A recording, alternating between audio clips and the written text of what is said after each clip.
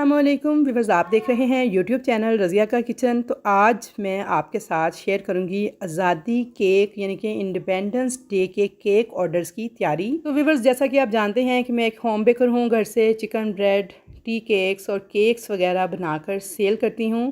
Instagram account है मेरा, आप वहां पे मुझे फॉलो कर सकते हैं और केक ऑर्डर भी कर सकते हैं। अच्छा, यहाँ पे देखिए जी, यहाँ पे बहुत ही अच्छा सा मैंने केक तैयार किया था। 14 अगस्त के ऑर्डर्स थे ये मेरे, और सबसे ज़्यादा मेरा हिट आर्टिकल यही वाला डिज़ाइन गया था। यानी मैंने तकरीबन 4 से 5 इसी डिज़ाइन के केक तैयार किए थे, और ये दिखने में भी बड़ा खुशनुमा था, खाने में भी बहुत टेस्टी केक बन के तैयार होता है। तो सबसे पहले मैं आपको वाइट चॉकलेट के साथ बताऊँ कि मैंने किस तरह से इसकी ड्रिपिंग तैयार की थी।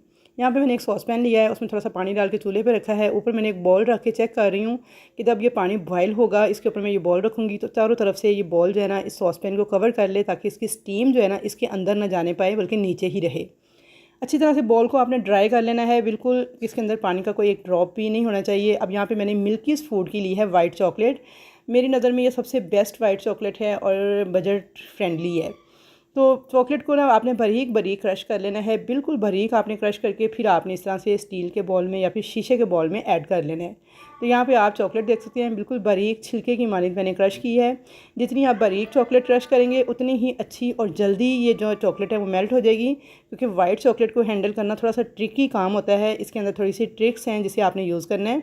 आम चॉकलेट जो है वो बहुत जल्दी मेल्ट हो जाती है, लेकिन इसका जो मेल्टिंग पॉइंट है ना थोड़ा ज़्यादा होता है। अच्छा, यहाँ पे देखिए मैंने वाइट चॉकलेट क्रश कर ली थी। तो ये चॉकलेट मैंने बेक हाउस से ऑनलाइन मंगवाई है। तो अगर आप कहेंगे कमेंट सेक्शन में मुझे बताइएगा, तो मैं आपको उनका फ़ोन नंबर दे दूँगी। लाहौर में भी आप इजीली इसे घर बैठे मंगवा सकते हैं एक फ़ोन कॉल पर। तो यहाँ पे देखिए जी, मैंने वाइट चॉकलेट को क्रश करके बाकी चॉकलेट सेव कर ली थी। इसी तरह से रैप करके इसे मैं रख दूँगी रूम टेम्परेचर पर। यहाँ पे मैंने ये चॉकलेट वाला मोल्ड लिया है, इसे भी बिल्कुल ड्राई होना चाहिए। और जिस चॉकलेट को यहाँ पे आपको मैं दिखा रही हूँ कि चॉकलेट देखें कितनी बारीक है, और जो स्पैचुला मैंने यूज़ करना है ना जिसके साथ मैंने चॉकलेट को मेल्ट करते हुए हिलाना है, वो भी देखें बिल्कुल ड्राई होना चाहिए। चॉकलेट और पानी जो है ना ये आपस में एक दूसरे के दुश्मन है, तो इसलिए ना पानी वाली कोई चीज़ भी नहीं होनी चाहिए उस बर्तन के अंदर जिसमें आपने चॉकलेट इस्तेमाल करनी है। यहाँ पे देखिए पानी मेरा बॉयल होना स्टार्ट हो गया है, इसमें अच्छी सी स्टीम बनने लगी है। तो अब आपने फ्लेम इसके नीचे कुछ इस तरह से एडजस्ट करना है कि फ्लेम बिल्कुल ना सॉस पैन के नीचे नीचे रहे, बिल्कुल भी किनारों की तरफ से ये फ्लेम बाहर निकलता हुआ दिखाई ना दे।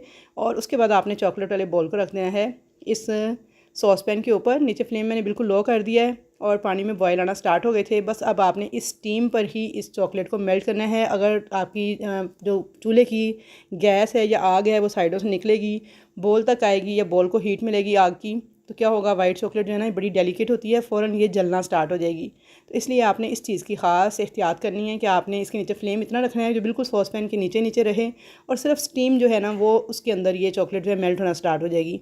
तो आपने इसको अच्छी तरह से चम्मच चलाते हुए मिक्स कर लेना है और कुछ देर तक इंतज़ार करना है, क्योंकि ये चॉकलेट जो है ना अच्छा खासा टाइम लेती है। तकरीबन 10 से 15 मिनट मुझे लग गए थे इसको मेल्ट करते हुए, जबकि आम चॉकलेट जो है वो 5 मिनट में मेल्ट होना स्टार्ट हो जाती है। तो इसलिए वाइट चॉकलेट की थोड़ा सा ये इशू आता है, इसे हैंडल करना थोड़ा सा ट्रिकी होता है। तो यहाँ पे देखिए जी, मैंने तकरीबन 6-7 मिनट के बाद इसमें चम्मच चलाया है, तो ये थोड़ी थोड़ी मेल्ट होना स्टार्ट हो गई है, सॉफ्ट सी हो गई है।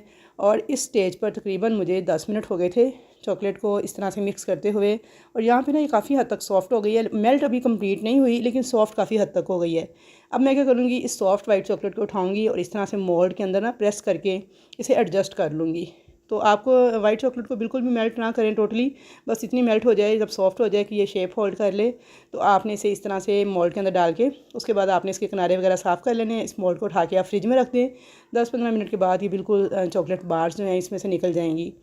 बाकी चॉकलेट को मैं इसी तरह से चम्मच चलाते हुए मेल्ट करती जाऊँगी, क्योंकि इसकी हमने ड्रिपिंग तैयार करनी है, तो उसे बिल्कुल लिक्विड फॉर्म में आ जाना चाहिए।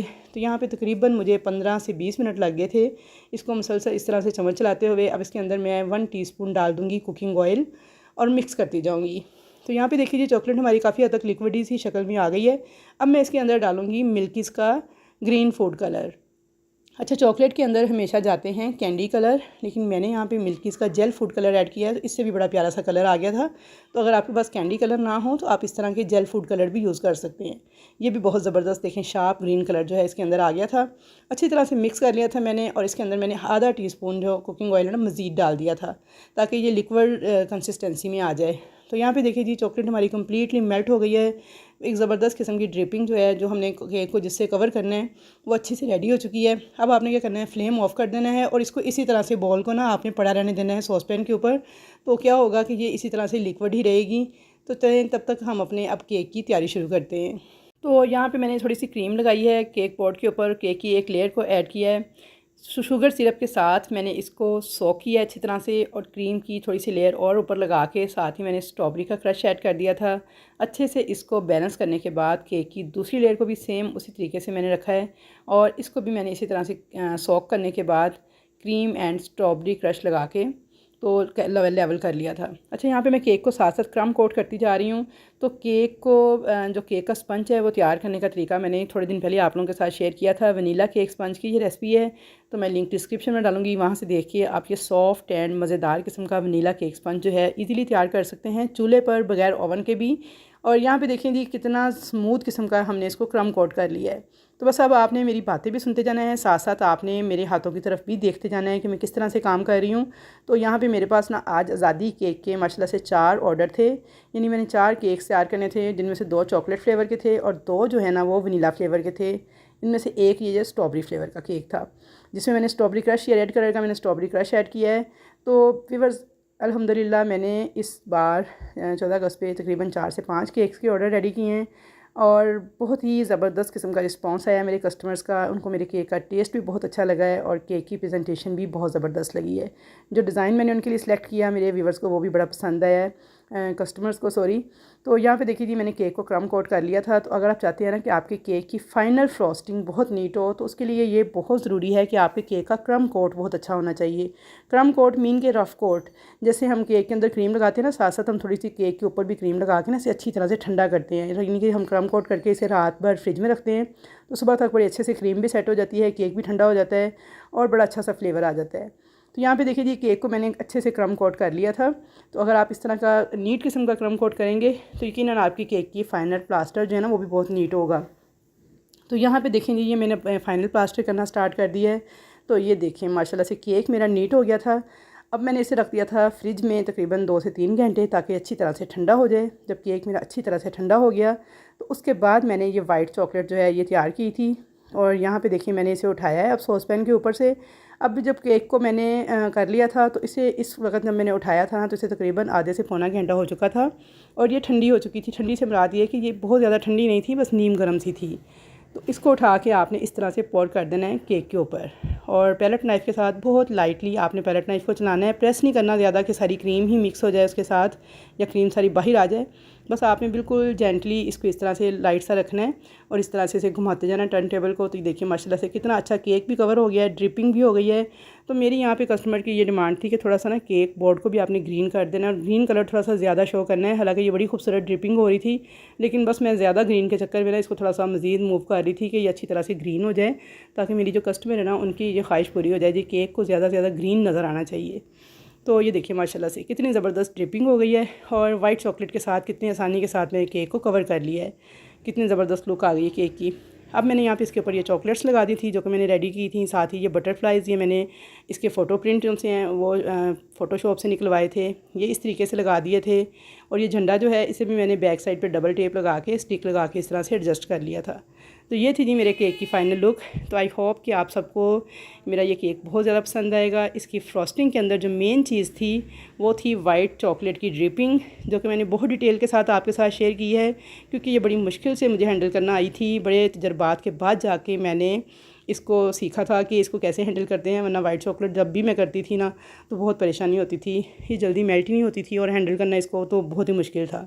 तो अल्हम्दुलिल्लाह अब बहुत आसानी से मैं इसे हैंडल कर लेती हूँ, क्योंकि बहुत ज़्यादा एक्सपीरियंस के बाद आखिरकार इंसान को समझ आ ही जाती है कि किस चीज़ को कैसे यूज़ करना है।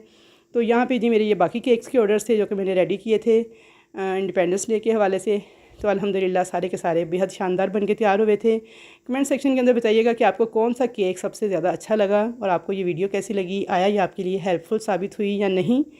तो मुझे आपके कमेंट्स का इंतज़ार रहेगा। वीडियो को लाइक कर दीजिएगा प्लीज़, चैनल पर नए हैं तो सब्सक्राइब कीजिएगा, ताकि आपको मज़ीद अच्छी अच्छी वीडियोज़ जो हैं वो देखने को मिलती रहें। तो मुलाकात होगी आपके साथ एक अच्छी और नई वीडियो के साथ। तब तक के लिए अल्लाह हाफिज़। सोहनी धरती अल्लाह रखे कदम कदम आबाद, कदम कदम आबाद तुझे, कदम कदम आबाद तुझे। आमीन।